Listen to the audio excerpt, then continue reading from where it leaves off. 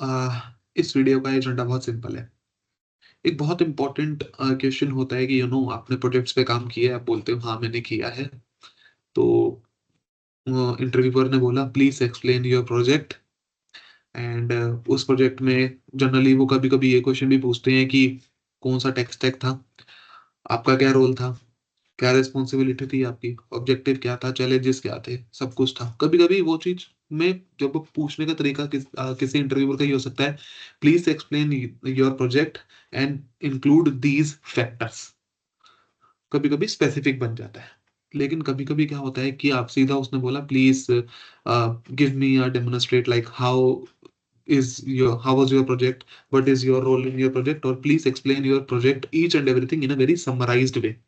ये भी क्वेश्चन हो सकता है। तो इसका आंसर क्या होगा? देखो, हर किसी का ना अलग-अलग होता है। अ, कहीं आपको मिलेगा कि 5 से 7 मिनट तक सिर्फ अपने प्रोजेक्ट के बारे में बोलो, ये किया, वो किया, वो किया। नहीं, ये एकमात्र ऐसा क्वेश्चन है जिसमें आपको स्टोरी टेलिंग फॉर्म लानी ही होगी। क्योंकि ना सामने वाले को पता है कि आपका प्रोजेक्ट क्या है, उसको डोमेन पता हो सकता है कि इस डोमेन में इस तरीके से चीज़ें चलती हैं। उसके पास सिर्फ ये क्लैरिटी हो सकती है। नहीं तो मान लीजिए कि क्या पता वो इंटरव्यूअर आप ही की पुरानी कंपनी में काम करता हो, तो उसे पता है कि अच्छा यहाँ पे तो ये चीज़ चलती है। वो एक भी सिनेरियो हो सकता है। लेकिन यहाँ पर आपका काम आएगा आर्ट ऑफ स्टोरी टेलिंग। इसको समझते हैं। फर्स्ट ऑफ ऑल आपको तो थोड़ा-सा ये बताना है कि नेम ऑफ योर प्रोजेक्ट क्या था एंड उसके अंदर आपका ऑब्जेक्टिव क्या था। अब यहाँ पर 2 चीज़ें हैं। जब हम किसी भी क्लाइंट साइड पे काम करते हैं या कहीं पर भी जब हम किसी कंपनी में जॉइन करते हैं, तो it is compulsory for us to sign an NDA over there that we can't use the name of our client during our interview. जो कि इस चीज़ को आपको ध्यान रखना है। मैंने बहुत देखा है, मैंने इस प्रोजेक्ट पे काम किया, मैंने इस प्रोजेक्ट पे काम किया। नहीं, ऐसे नहीं बोलना होता।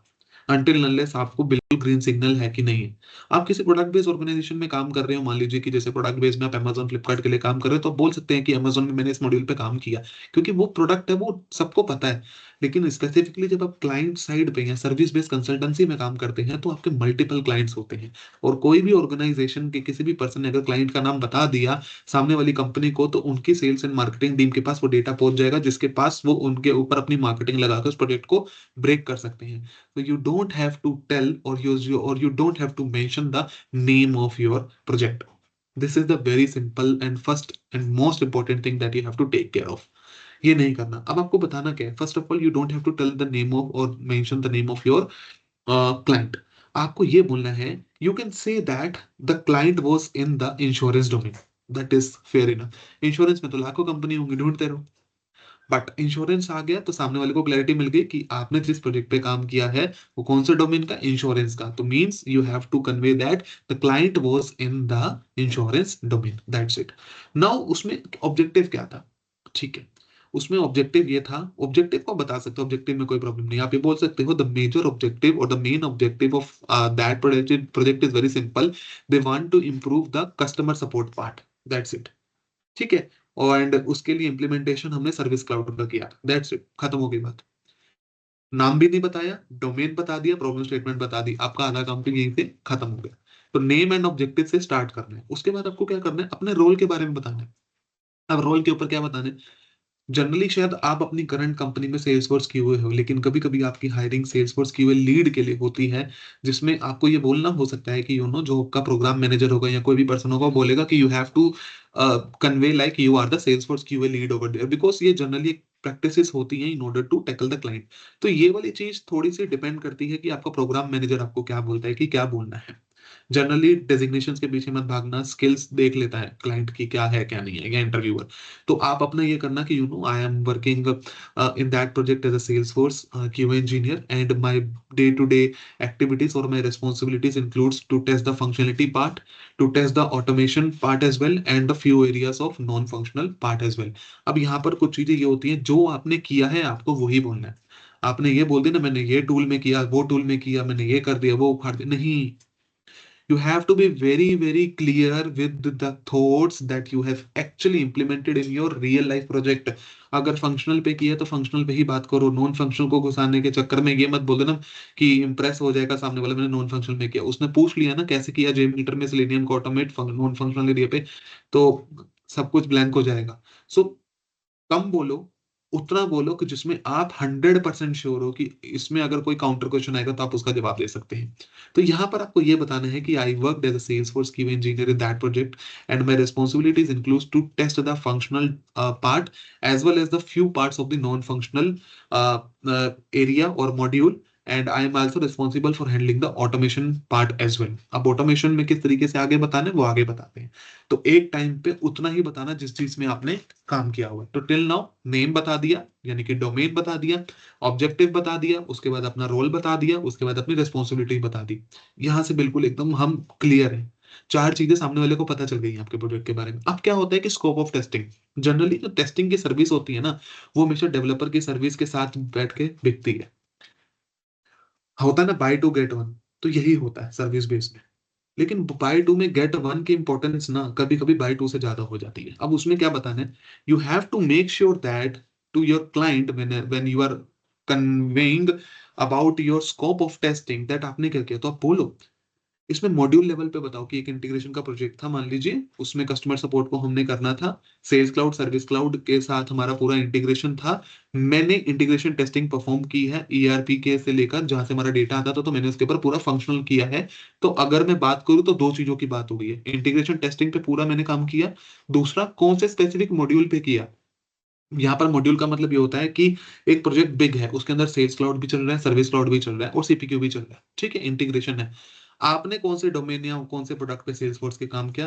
आप ये भी हो सकता है कि जब आपका एक्सपीरियंस अच्छा है, 5-6 ईयर से ऊपर का है, तो ये भी हो सकता है कि आपको डेडिकेटली एक सिंगल टेस्टर मिला हुआ है, जैसे कि आप हो तो आपने सेल्स सर्विस और अपना सीपीक्यू तीनों में इकट्ठा किया हुआ है। लेकिन जब एक्सपीरियंस कम होता है तो जाहिर सी बात है कि आपने एक पे ही किया हो।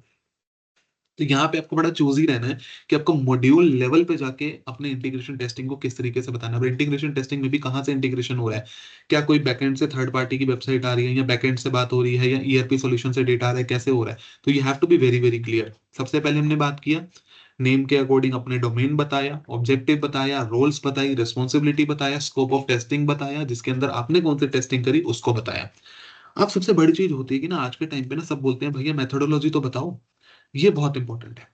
So if you are using agile, you have to convey that we are using the agile methodology and we have a sprint size, and for every sprint size is of 2 to 3 weeks, and out of 3 weeks, 2 weeks are dedicated for the SIT part, and the third week is dedicated for the regression part. यहाँ से इस चीज को divide करो।